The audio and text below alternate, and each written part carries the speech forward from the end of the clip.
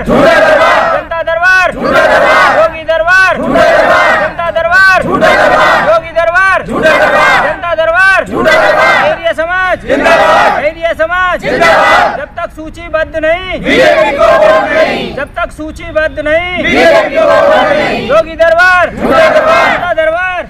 नमस्कार दोस्तों, मैं हूं अनु त्रिपाठी और आज आप लोगों के बीच में लेकर आया हूं एक ऐसा मुद्दा जो कि आपके कान फट सकते हैं। जी हां, मैं आपको बता दूं, हमारे भारत देश के अंदर ही कई तमाम के जाति वर्ग विशेष से लोग हैं और उनको अपना अपना जो अधिकार है उन्हें मिल चुका है। पर मैं आज एक ऐसे उन लोगों की बात करने जा रहा हूं जिनको इस भारत में कोई जाति विशेष वर्ग का दर्जा नहीं प्राप्त हुआ है। तो दोस्तों, आज मैं उनकी बात करूंगा और उनसे मिलकर भी बात करूंगा। लेकिन आज का जो मामला है वो मामला बहुत ही ज़्यादा दुखदायी और बहुत कष्ट होता है कि हमारे भारत देश में जब से हमारे भारत देश को आज़ादी मिली है और लगभग मैं अगर बात करूं तो 1950 यानी कि नेहरू सरकार से लेकर के अभी तक की जाने कितनी तमाम सरकारें आई हैं, लेकिन इस तरीके के मुद्दों पर कोई भी काम करने को तैयार नहीं होता है। लगातार देख रहा हूँ सारी सरकारें जाति वर्ग विशेष को बांटने में लगी हुई हैं, वोट बैंक की राजनीति करने में लगी हैं। लेकिन मुझे बहुत दुख होता है और बहुत कष्ट होता है कि आज हमारे भारत देश में एक ऐसी वो जनता जो कि आज बहुत ज़्यादा पीड़ित है, तकलीफ में है, लेकिन इस पर कोई भी सुनाई नहीं हो रही है। मैं बात कर रहा हूँ आर्य जाति वर्ग विशेष के लोगों की। आर्य जाति एक ऐसी जाति है जिसको कोई भी जाति नहीं दी गई है और ना ही किसी सरकारी रिकॉर्ड में दिया गया है। और मैं अगर बात करूं तो इनको बहुत ज़्यादा तकलीफों का सामना करना पड़ता है, वो चाहे सरकारी नौकरी हो, वो चाहे पढ़ाई लिखाई हो, जाति प्रमाण पत्र से लेकर के इनको वंचित कर दिया गया है। काफ़ी परेशानियों का सामना करना पड़ता है। मैं नितिन जी से कहना चाहूँगा कि बैक साइड कैमरा दिखाने की कृपा करें। यहाँ पर 90 दिनों से लगातार इन लोगों का संघर्ष जारी है। यहाँ पर इको गार्डन जो कि लखनऊ में है, यहाँ पर वो धरना प्रदर्शन करने के लिए बैठे हैं और यहाँ पर आप देख पा रहे होंगे कि उनके बर्तन वर्तन है, यहाँ पर अपना 2 वक्त का खाना बना करके अपना पेट पालते हैं। इधर अगर सामने आप देखेंगे काफ़ी तमाम लोग बैठे हुए हैं धरना प्रदर्शन में, बहुत दिनों से तकलीफ में है और इनका कष्ट सुनने के लिए कोई भी आगे आने को तैयार नहीं है। मैं पूछना चाहता हूँ विपक्षी पार्टियों से जो कि वोट बैंक की राजनीति करती हैं, आखिर ये जो 20 लाख लोग हैं, 20 लाख को सुनने वाले कौन हैं?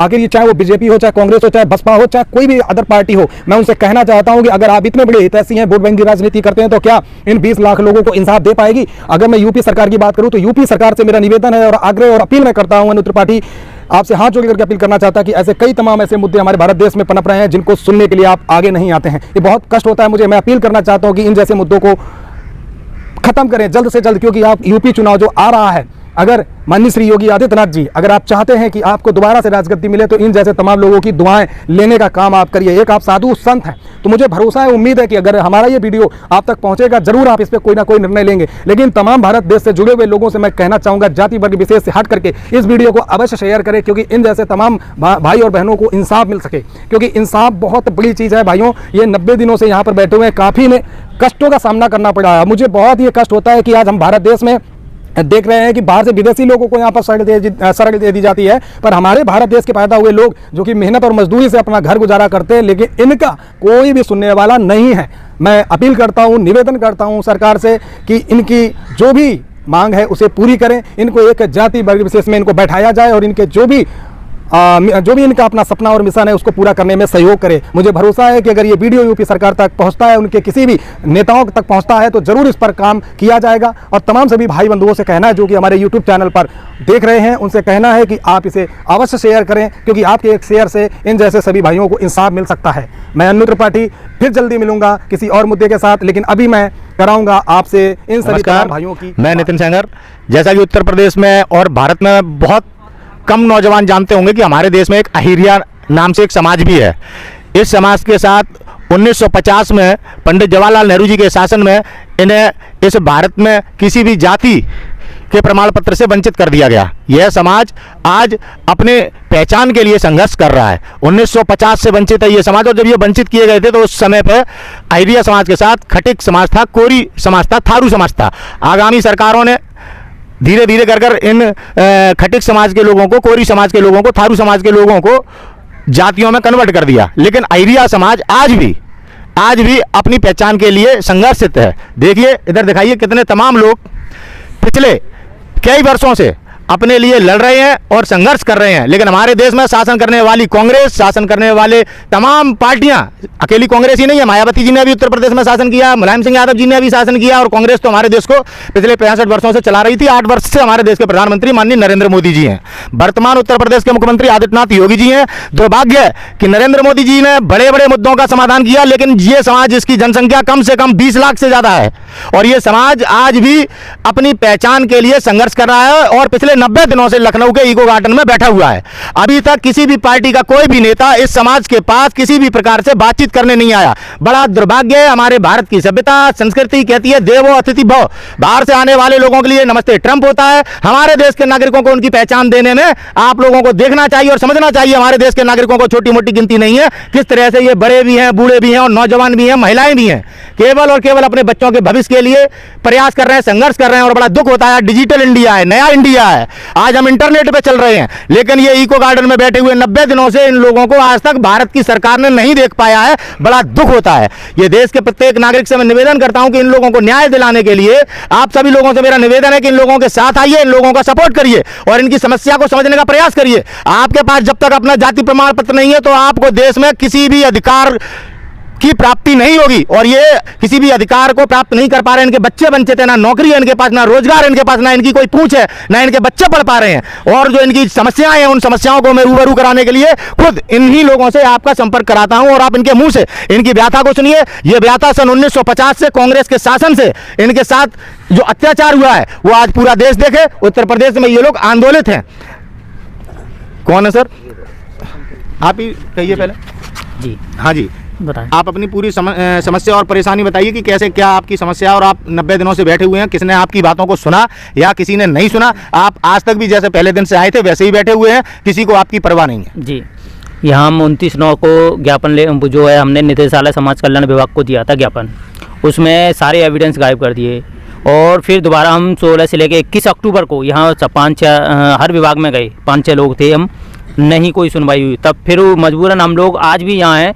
राजनाथ सिंह को हमने दे दिया ज्ञापन, तुम्हारे केशव प्रसाद उप मुख्यमंत्री को दे दिया, प्रदेश अध्यक्ष को दे दिया, जो भी वो उनके आवास पे जाकर नहीं दिया। इससे पहले और भी सरकारें रही, समाजवादी पार्टी की सरकार रही, तब आपने प्रयास किया या नहीं किया? किया था एक बार 27 जून 2016 को प्रस्ताव गया था। उत्तर प्रदेश सरकार जो अखिलेश यादव जी थे उन्होंने भेजा था, लेकिन 28 जून 2016 को माननीय केंद्र में जो बीजेपी सरकार है उसने निरस्त कर दिया बिना किसी रीजन के, बिना तथ्य के। जबकि हम 70 साल से वंचित है, एक आस थी, वो उन्होंने बिल्कुल हमें विकलांग कर दिया, अपंग कर दिया उस प्रस्ताव को निरस्त करके। और जब उत्तर प्रदेश में मायावती जी की सरकार थी तब आपके समाज में से किसी ने इस विषय पर उनके सामने भी गुहार लगाई थी, लेकिन किसी ने कोई सुनवाई नहीं की। माननीय नरेंद्र मोदी जी ने आपके प्रस्ताव को ठुकरा दिया, निरस्त ही कर दिया।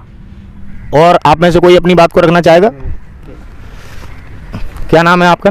मेरा नाम चंद्रपाल सिंह अहेरिया है जी। 1950 से आज तक किसी कैटेगरी में नहीं है और इतने दिन से हम यहाँ बैठे हैं। जनता दरबार में हमारे 2 आदमी करीब 15 दिन लगातार गए हुए हैं और वहाँ यही कहते हैं तुम्हारी कार्रवाई चल रही है। हम माननीय मुख्यमंत्री महोदय से 5 आदमी मिलना चाहते हैं। क्या प्रदेश का मुखिया एक पश्चिमी उत्तर प्रदेश में 160 सीटों हमारे पास वर्चस्व होते हुए 22-23 जिले, क्या प्रदेश के मुखिया किसी समाज से मिलते नहीं? क्या वो जनता दरबार बना रखा है, वो जो झूठा दरबार बना रखा है? भाई एप्लीकेशन जाती है, चलो मुख्यमंत्री नहीं मिले तो मैं कोई सचिव तो मिलेगा। सचिव जब हमारी ये जा रही है 5 आदमी मुख्यमंत्री महोदय से मिलवा दिए जाएं, करना न करना उनके हाथ में। तो ये क्या प्रदेश के मुखिया दुनिया में भागे डोल रहे हैं, इनकी छाती पे बैठा है एक समाज, इतना गरीब समाज बैठा है जो 1950 में SC कैटेगरी में था और आज किसी कैटेगरी में नहीं है, तो उसका कितना बड़ा नाश होगा, वो कहाँ जाएगा? वो जमीन में घुस गया।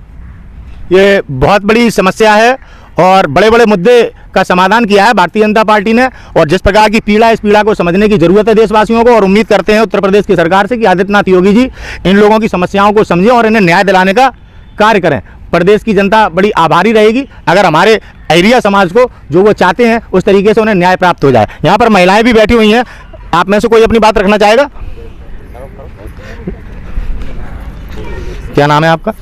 गीता जी। गीता देवी और जलाली एटा से जी। आप रखिए, क्या आप अपनी मांग है? क्या हमारी मांग है हमारी जाति सूचीबद्ध करवाने की। हमारे बच्चों की बहुत समस्या आ रही है, पढ़े लिखे की पढ़ाई लिखाई हरी ना है।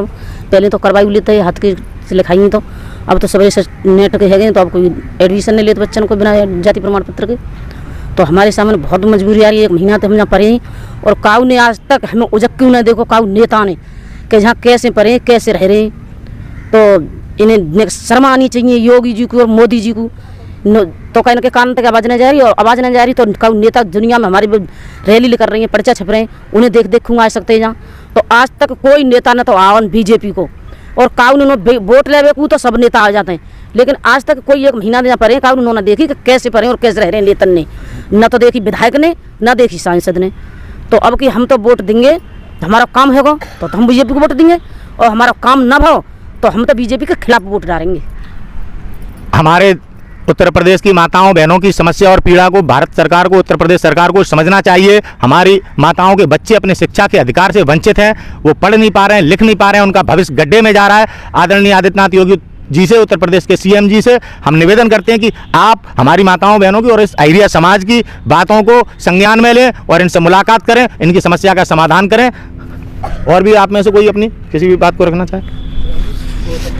क्या नाम है आपका? मेरा नाम शंकर पेंटर है और उत्तर प्रदेश के पूर्व मुख्यमंत्री कल्याण सिंह के क्षेत्र से आता हूँ, अतरौली से। हाँ, मैं शंकर पेंटर उत्तर प्रदेश के पूर्व मुख्यमंत्री श्री कल्याण सिंह के अतरौली क्षेत्र से आता हूँ। वहाँ हमने 30 साल तक, कम से कम पिछले 30 सालों तक हमारे समाज ने पूरा भरपूर वोट दिया, समर्थन दिया, इसी आशा से दिया कि हम अब तक जो अंधकार में जीवन जी रहे थे हमारे परिवार के लोग और हमारे समाज के लोग, उससे हमें उजाले की ओर ले जाया जाएगा वोट के बदले, समर्थन के बदले। लेकिन ऐसा अभी तक नहीं हुआ। हमें 2014 में इंतजार किया, 17 में किया, 19 में किया।